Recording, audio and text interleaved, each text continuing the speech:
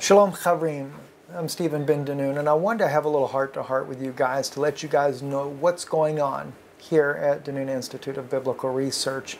We're also running Israeli News Live, and we're trying to take this ministry to a new level, full-time in the ministry, to be able to get news to you as well as the things that God reveals to my heart so that you can have a greater perspective of what's going on in the world.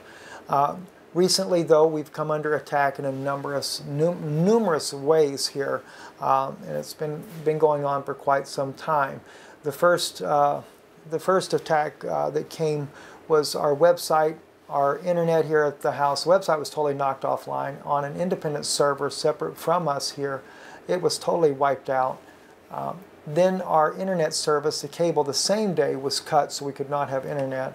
Right after that, then whoever is behind all of this decides to spam everyone in our Israel Returns email that I'm stranded in India and need desperate help, please send money. Of course, they wipe out the entire list that's in there, so I have no way to be able to contact those people and let them know that this is all falsified. I don't even think it's really about sending money in a particular place.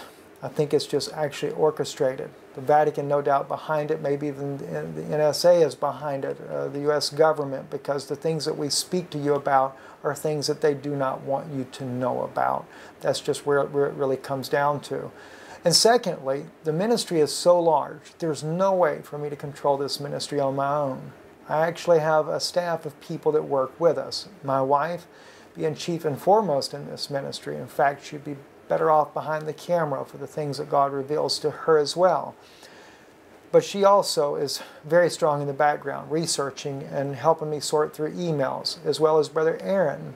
Aaron handles the website and does noteworthy news to keep you guys up to date with the information that is going on there.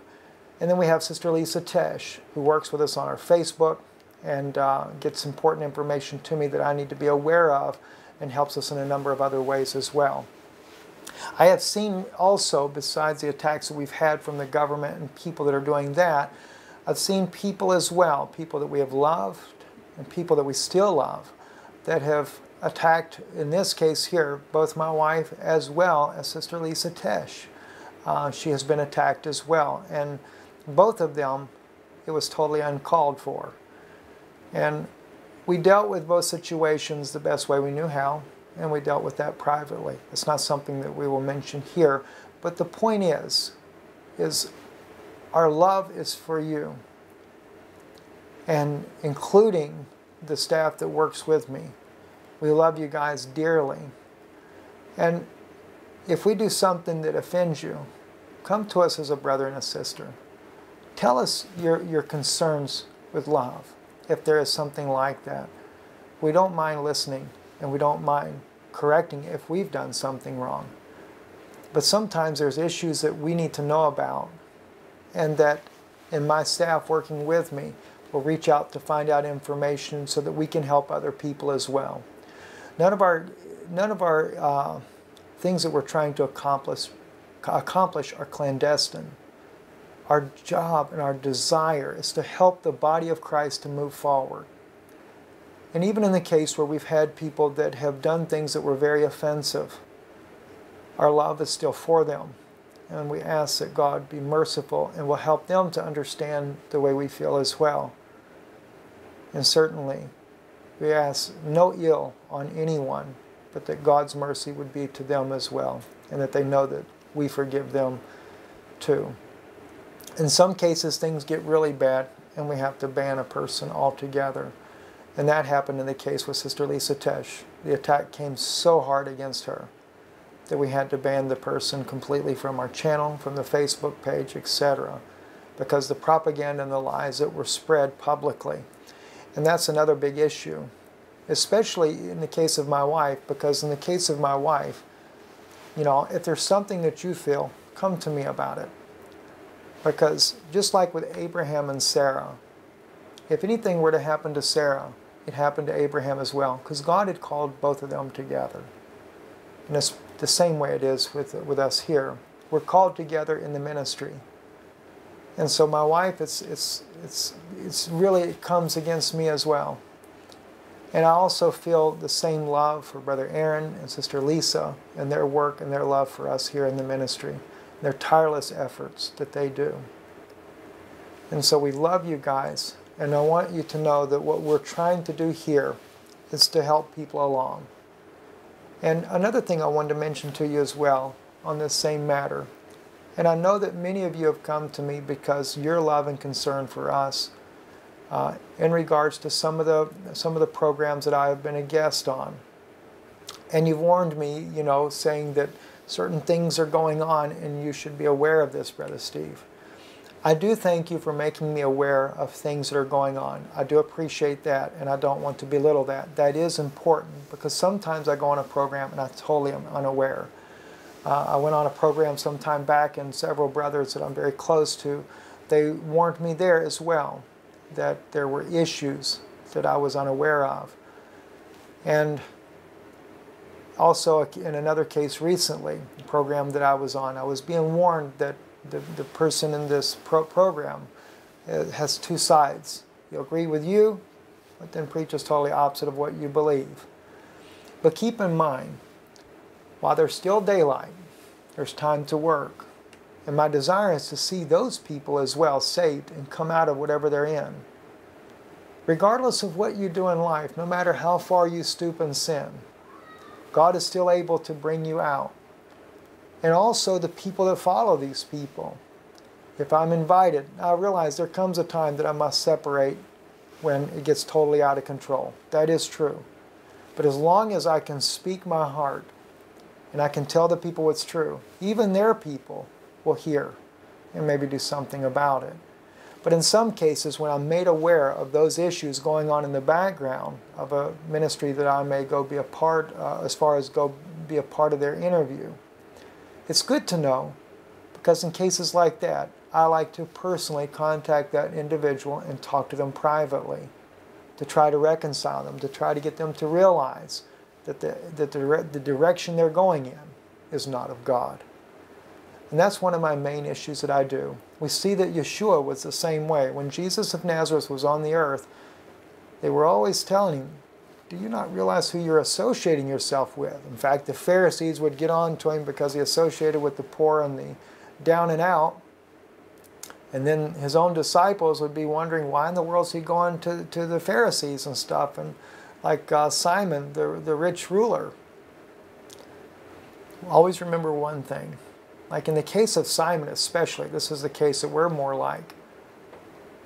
It's also, if Simon refuses to heed the call, then judgment is brought upon him. So when we do visit these places, my purpose and my intention is to get those people to believe and to try to get them to recognize the error in what they're doing by speaking the truth to start with. And also, when it comes to the people that work with us here in the ministry, always remember, this is the dearest to my heart, my wife first and foremost, and also Brother Aaron and Sister Lisa, who mean the world to me. So anything that were to happen to them, if you have an issue, take it up with me. Because when you're saying something to them and hurting them, you're hurting me as well. I love you guys tremendously, and I think you'll understand what I mean by this. Not everybody is part of that. I don't mean that there, but I felt like that I needed to bring this also publicly. And nothing in shame to the persons that have been involved in these attacks on my wife and Sister Lisa, but to let you know that they are a part of this ministry just as much. And without them, it would be nearly impossible for me to do it. In fact, I might be able to do a little tiny thing, making YouTube videos, but I wouldn't be able to stay in contact with you guys, which I know is such a vital part. That we're in contact together, so I can hear your voice and hear the things that are on your heart as well. So I just wanted to let you guys know that follow us here. This is, we're just a little family here trying to put the word of God out to you guys. Shalom and Erev Tov. St. Matthews, Maryland has been in this neighborhood for about 40 years, and it's our primary and sort of core program is the drop-in, where we are open 4 days a week for anybody to come for a sandwich and coffee.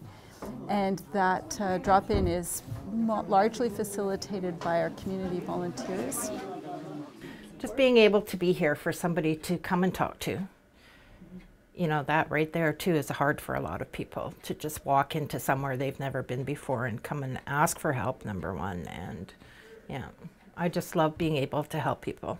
My big imagination would be that we could become a center that not just immediate needs like providing food when somebody's hungry, but helping people to have a strong community and a place where they can be nurtured, and the skills they have, whatever level they are, whether those are skills for employment or not, could be developed and appreciated.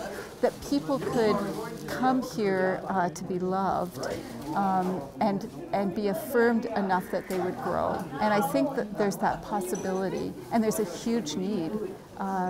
So that's my vision. I've seen people who are sad and have no self-respect and feel isolated and depressed. I've seen them be nurtured and loved to the point that they stand up straight and smile, and that's really the best. A lot of people have it pretty rough, and the amount of money that you get from social assistance is just not enough for people to live off of. I mean, we feed people for a day, and that's important, but to see somebody's life really changed because they're loved, you know, and that's what people here are actually able to do, is to love and openly express that love. We say to people, we love you, and people need to hear that, and that's the best thing I've seen happen. It breaks your heart because it doesn't fix everything, and people's lives are still a mess, but you know you've made a difference in their lives.